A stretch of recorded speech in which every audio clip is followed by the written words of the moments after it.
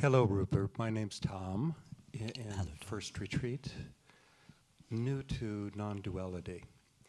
So I have a question about non-duality. Does it have within its teachings a creation story?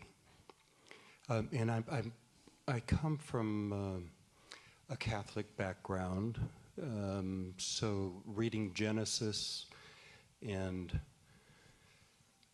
saying, eating of the forbidden fruit, the original sin, the context of that, and a Messiah to follow, sin no more, and forgiveness and love, from that. Also, some of the channeled information talks about an error, E-E-R-R-O-R, an error occurring, and the need. Some of the channeled information is to awaken to the fact of your true nature as a solution. So I'm so new to non-duality. Is there a story, a creation type story, Yes. of why we are separate beings? Yes, it's called Mary and Jane. Oh no! I'm all ears. Do you know about Mary and Jane? I do not. You do not, okay. Who else here does not know about Mary and Jane?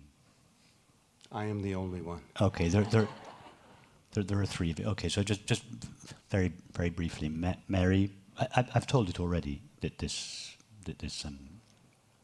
retreat, but very briefly, Mary falls asleep in Burlingame, and she dreams she's Jane on the streets of Paris, because within Mary's mind there lies all possible dreams. Everything that could possibly be dreamed lives within Mary's mind. But while she is awake, she doesn't have access to those dreams. So in order to realize, that is, make real, in order to realize that one of the dreams that lies in potential in her mind, she has to fall asleep. So Mary falls asleep, and in falling asleep she is able to imagine a world within her own mind. So on this occasion she imagines the streets of Paris. But she cannot see the streets of Paris directly, because the infinite cannot know the finite directly. So as she dreams the streets of Paris, she simultaneously localizes herself as one of the people on the streets of Paris. In other words, her own mind, which is a single, indivisible field of consciousness, albeit a limited one, divides itself into a subject and an object. A subject, Jane, on the streets of Paris. The object, the streets of Paris. So the subject and the object are co-created within Mary's mind. And what in reality is the activity of Mary's mind is perceived from Jane's point of view as an outside world made out of something other than mind, which Jane's colleagues called matter. So it appears from Jane's localized point of view that mind is what exists on the inside of her and matter is what exists on the outside of her. That's how it appears from Jane's limited, localized and ultimately illusory point of view. Now, when Mary wakes up, she realizes, that there was no world. There was no separate mind. There was no separate self. There were no people. There were no objects. All there was the activity of my own mind. So that's the creation story, and it's an accurate and direct replica of the understanding we have here, namely that infinite consciousness, in this case, Mary's mind in the analogy is limited. In this case, infinite consciousness, being infinite, can only know its own being, because the infinite can only know the infinite. There's no room in the infinite for the finite, because if the finite existed within the infinite, then the finite would displace a part of the infinite's infiniteness, and it would then no longer be infinite. So there's no room for the finite in the infinite. So the infinite knows nothing of the finite. Infinite consciousness only knows its own being. That's why its nature is peace and joy and love, absence of other. However, within infinite consciousness lies all possible experiences, all possible realms, all possible worlds. It's a field of infinite potentiality, which is inherently without form. But in order to realize one of those forms, one of those worlds, consciousness must fall asleep to itself. It must forget itself. It must overlook itself. And that enables it not only to dream the world within its own mind, but to localize itself in its own world. In this case, not as one separate subject of experience, but as numerous separate subjects of experience. That's each of us. So we are the apparently separate selves, localized perspectives within infinite consciousness, made only of infinite consciousness, through whose agency, that is, through whose sense faculties, consciousness views what is in fact its own activity as an outside world. Now, from the perspective of each of us, from our limited localized perspectives, it seems that the outside world is made out of stuff other than ourselves, separate from ourselves, distinct from our minds, which we feel exist on the inside of ourselves. And the name we give to that stuff is, yes, matter. So from the limited and localized point of view of the separate subjects of experience that we seem to be, it seems that the world is made out of stuff other than mind, matter. Of course, when consciousness wakes up, so to speak, it realizes that the entire universe is its own activity, that all that is there is consciousness, is itself and its own activity. But its own activity appears as an outside world when viewed from the localized perspective of a separate subject of experience in that world. Now, what is called sin in the Christian tradition, in the Vedantic tradition, is called ignorance. And ignorance in common parlance, ignorance means stupidity. In the Vedantic sense of the word, ignorance doesn't mean stupidity. It has no pejorative connotation. It means the ignoring of reality. Consciousness must ignore itself. Consciousness must fall asleep to itself in order to realize the world that lies in potential within it. And that is the original sin that they talk about in Christianity. It is the original forgetting or overlooking of the nature of reality. And as consciousness overlooks itself or ignores itself and localizes itself as a separate subject of experience within its own dream, it loses touch with its own nature of happiness. And that is why the one thing that all separate selves truly want is happiness. They don't really want an object, a substance, an activity, a relationship. What they want is something which will bring their sense of separation to an end and reveal to them their original nature. In other words, although the separate self conceives of its search in terms of happiness or even enlightenment, all it really wants is to be divested of its sense of separation, and as such to be revealed as the infinite being that it truly is.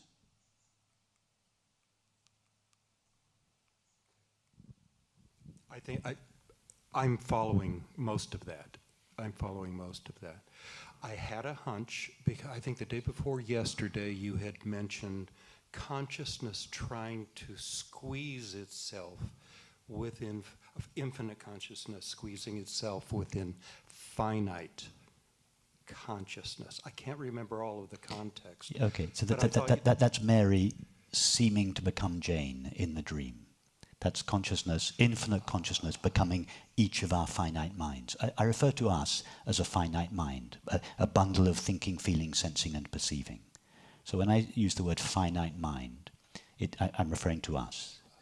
So it's not really that consciousness squeezes itself into us, because consciousness never expands or contracts.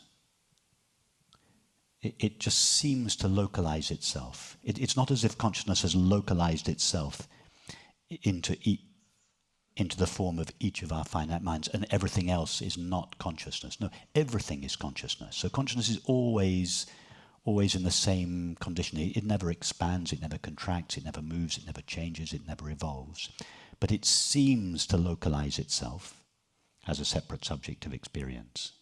So we could say that the world, or the universe, is what the unlocalized aspect of consciousness's activity looks like from our localized perspectives.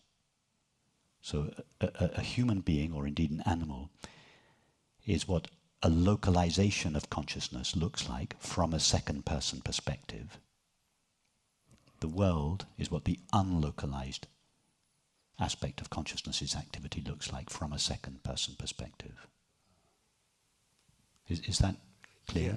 Yes, that's helpful. When I say a second-person perspective, if you close your eyes now and ask yourself, what is my experience? You say, in the context of this conversation, you would say thinking, feeling, sensing and perceiving. That's what you're experiencing. But when I look at you, I don't see a bundle of thinking, feeling, sensing and perceiving. I see a body. Now, it's not that the bundle of thinking, feeling, sensing and perceiving in you is one thing called mind, and your body is another thing made out of matter. No, that the mind and the body are, there's not a relationship between them. They are the same thing. What I see as a physical body, from my second-person perspective, your view of yourself is your first-person perspective. My view of you is a second-person perspective. So your view of yourself is thinking, feeling, sensing and perceiving. My view of you, my view of the same bundle of thinking, feeling, sensing and perceiving is a body. So the body and the mind are just two different viewpoints of the same thing. What is that same thing? The localized activity of consciousness. And this is why there is such a tight correlation between the mind and the body. They're not related. They are the same thing. When we experience ourselves from the inside, we experience ourselves as mind. When somebody views us from the outside, they experience us as a body. It's just two different views of the same thing. And what is that same thing? The localized activity of consciousness. What is the world? It is the second-person perspective on the unlocalized activity of consciousness.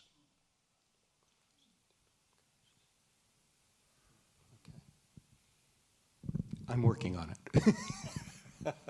Yeah, I appreciate. Okay. Go back to the question was. Sorry, what's your name? Tom asked, didn't get the bit about the world being the second-person perspective of the unlocalized aspect of consciousness. Let's relate this to Mary and Jane, because it's easier. Mary falls asleep in Burlingame. She dreams that she's Jane on the streets of Paris. So Jane is what I call a localization of Mary's mind. Mary localizes her as Jane. You understand that? So everything else, the streets of Paris, is that aspect of Mary's mind that is not localized as Jane. It's still the activity of Mary's mind, but it's that part of Mary's mind that is not localized. So Mary's mind localizes itself in the form of Jane, and all the rest of its activity, which is unlocalized, appears as the world. So what I'm suggesting is that infinite consciousness localizes itself in the form of each of our minds, and that aspect of its own activity that is not localized as each of us is the world. Isn't it elegant?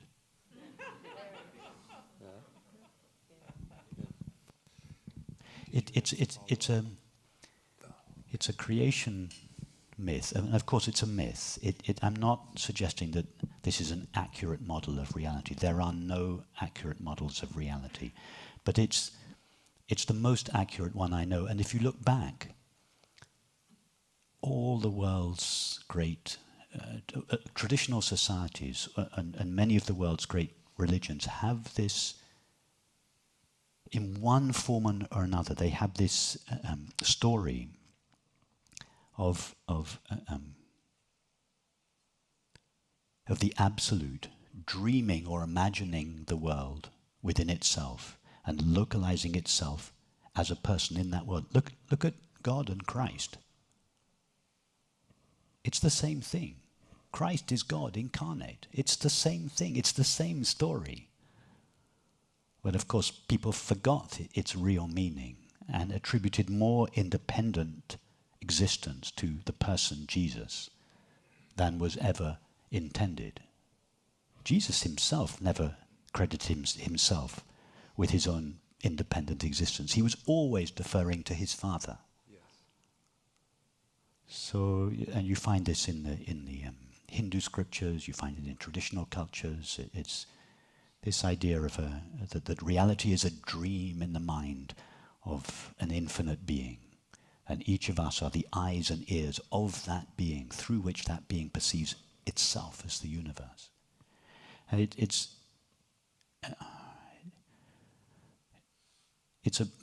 the best model of reality I know.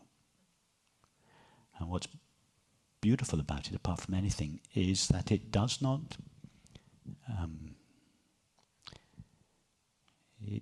resort to anything that we do not directly experience. We don't have to imagine a creator God to account for our experience of the world. We don't have to imagine a substance called matter, which supposedly exists outside consciousness, which nobody has ever found or could ever found. Matter is a completely abstract idea. No physicist has ever found the stuff called matter. And yet our world culture is founded upon the assumption that matter is the fundamental reality of the universe from which consciousness is derived. But this is completely at odds with the evidence of experience. Is anybody here currently knowing anything other than the knowing of experience? Has anyone here, or could anyone here ever know anything other than the knowing of experience? Think of all the billions of people that have ever existed or will ever exist, including all the animals. Have any of them, do any of them, could any of them ever experience anything other than the knowing of experience? Could God, whatever God is, ever know anything other than the knowing of experience? No. All that is ever known is knowing. So if we want to build a model of reality, why don't we start with the one fact that we are absolutely certain of, the one substance that we all experience all the time, namely consciousness or knowing. And that's the beauty of this model. It just starts with experience.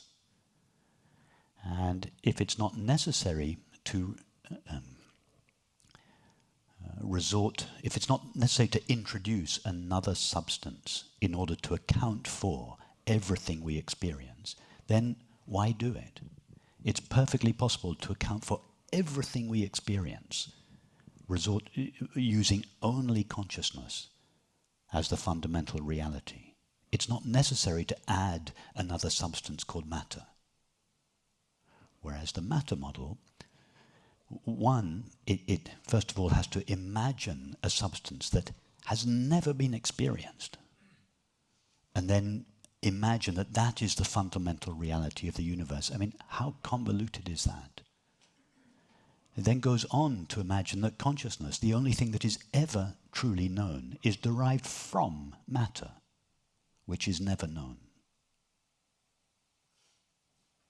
It's madness. It doesn't stand the scrutiny of experience.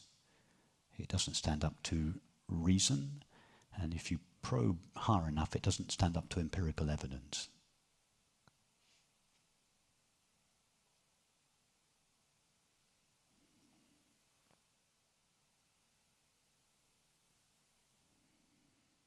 So I think it's a beautiful model. And at first, I intuited this. It's one of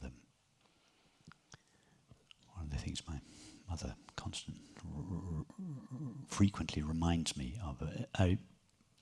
apparently said to her when I was a 7-year-old boy, I think that everything is God's dream, and our job in this life is to make God's dream as beautiful a dream as possible.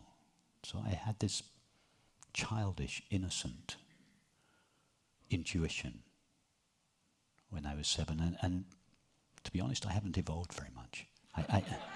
I still think the same. I'm a little bit more sophisticated in the way I explain it, but I still think the same way. I think everything is just God's dream, and we are God's eyes and ears through which it perceives itself as the universe.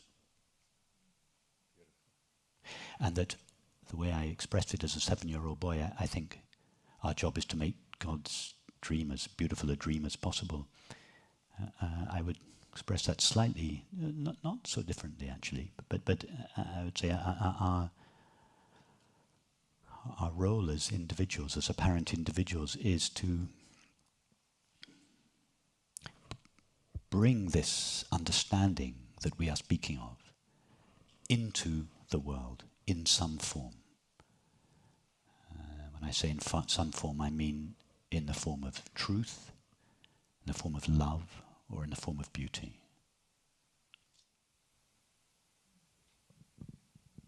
Thank you, Rupert.